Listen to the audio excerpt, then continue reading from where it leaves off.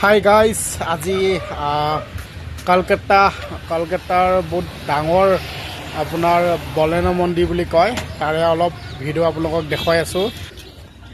বলেনা মন্দিৰ বৰ্তমান আমি গৈ আছোঁ। এয়া বলেনা মন্দিৰ খুবেই ভাল লগা এটা মন্দিৰ, বহুত ডাঙৰ হয় এৰিয়াটো।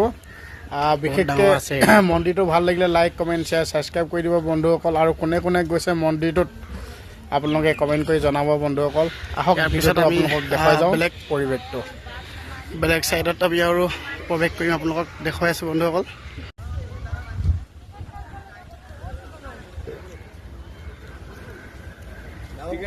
আৰু এখন সাগৰ চাওক বন্ধুসকল, ইমান ডাঙৰ সাগৰ হয় এইখন। কলকাতাৰ ডাঙৰ সাগৰ বুলি কৈছে।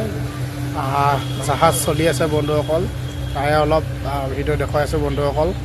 চাওক পানীও এনেকুৱা ঠাণ্ডা বন্ধুসকল, পানী বৰ্তমান মই চুই চাম বন্ধুসকল, ইমান ঠাণ্ডা পানী, বহুত ঠাণ্ডা হয়। আৰু বৰ্তমান ইয়াত গা ধুবলৈ আহে বন্ধুসকল, গা ধুলে পবিত্ৰ হয় বুলি কৈছে।